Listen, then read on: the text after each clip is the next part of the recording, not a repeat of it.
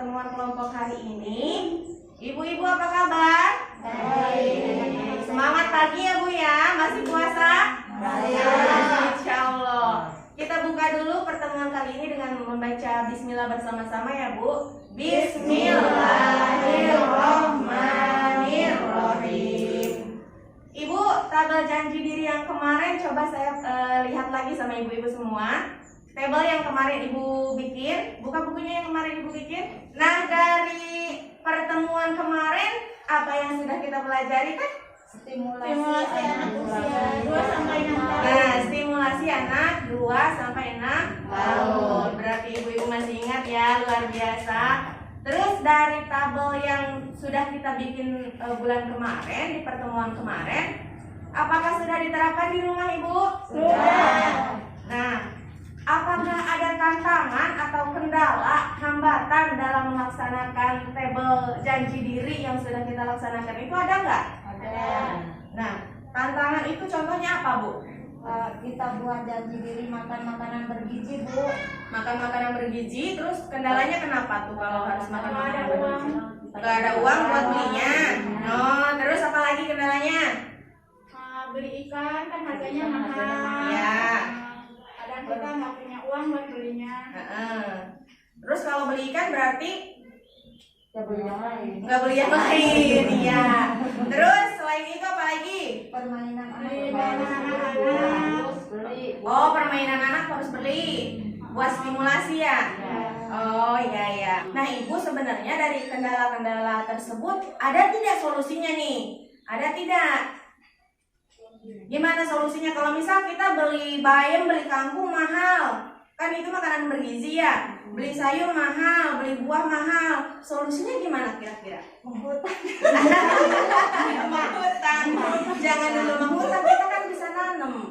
Ya, kita bisa apa namanya? Memanfaatkan pekarangan rumah. Kalau kita nggak punya pekarangan rumah yang luas buat menanam sayur buah, kita kan bisa pakai pot. Kalau misalnya pot kan harus beli, nggak usah kan ada bekas ember ya, betul, bekas ember, pakai karung, pakai plastik, banyak lah, yang penting kita mau nanam, mau berusaha.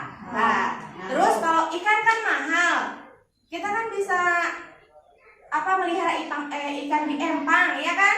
Kalau nggak punya empang Bu, kita bisa melihara ikan lele di dalam ember, di atasnya ditanam eceng gondok biar dingin. Tahu eceng gondok ya? Nah, di bawahnya nanam lele. Itu bisa di ember bekas cas, di ember pokoknya di ember bekas lah bisa.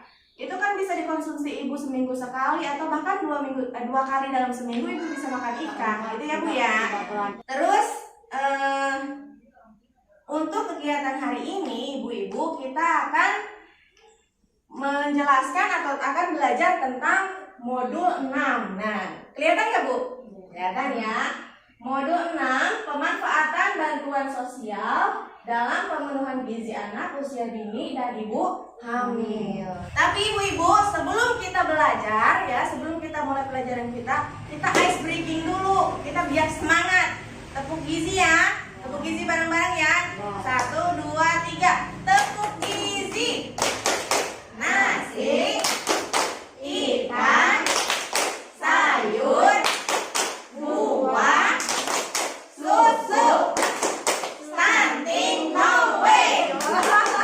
Nah ibu, tadi kan kita sudah tepuk gizi. Sekarang saya pengen tahu nih dari ibu-ibu, menurut ibu-ibu apa sih pemanfaatan jenis bantuan sosial itu? Nah, yang ibu ketahui tentang bantuan sosial itu apa coba Bu?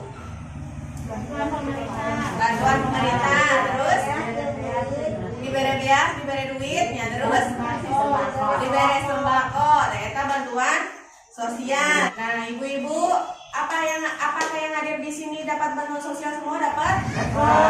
Dapat ya. Ada yang dapat bantuan sosial apa contohnya? PKH, terus ada yang dapat sembako atau PPNT? Dapat ya. Terus makasih ya Ibu ya atas jawaban ibu-ibu semua, luar biasa sekali. Ibu bisa menjelaskan bahwa bantuan sosial itu diberi beas, diberi telur ya. Nah, benar banget ibu-ibu, seperti yang ibu jelaskan tadi, dikasih beras, dikasih uang ya, dikasih sembako dan lain sebagainya.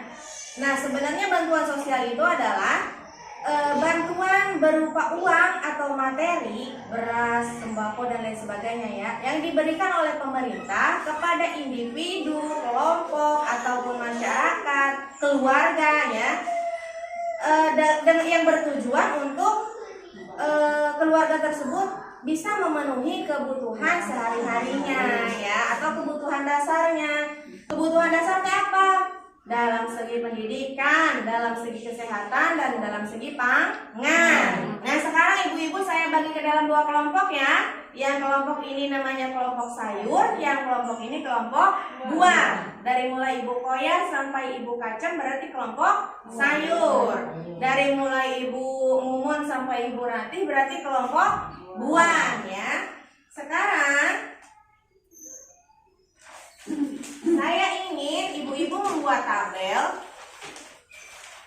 masing-masing kelompok ya, membuat tabel ya di dalam kertas plano ini. Silahkan. Tabelnya apa? Tabelnya adalah jenis bantuan sosial dan bagaimana cara ibu memanfaatkan bantuan tersebut ya. Silahkan dibikin.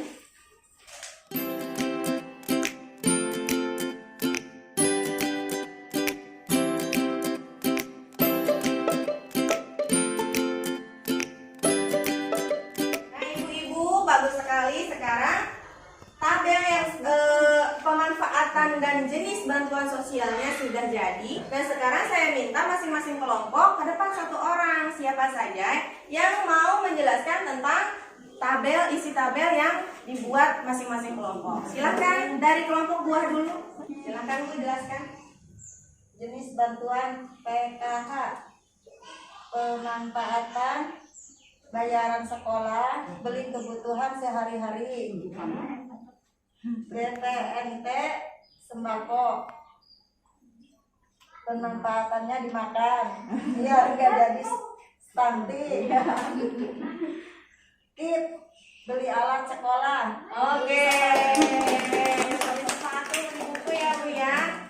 Beri apresiasi Bu. Hebat, hebat, hebat. Terima kasih Bu Berlezi. Kemudian dari kelompok sayur, siapa yang mau ke depan? Ini jenis bantuan dari pemerintah. Yang pertama itu PKH. PKH bisa dimanfaatkan untuk membayar sekolah anak-anak ya. Terus memenuhi kebutuhan sehari-hari. Lalu yang kedua BPNT.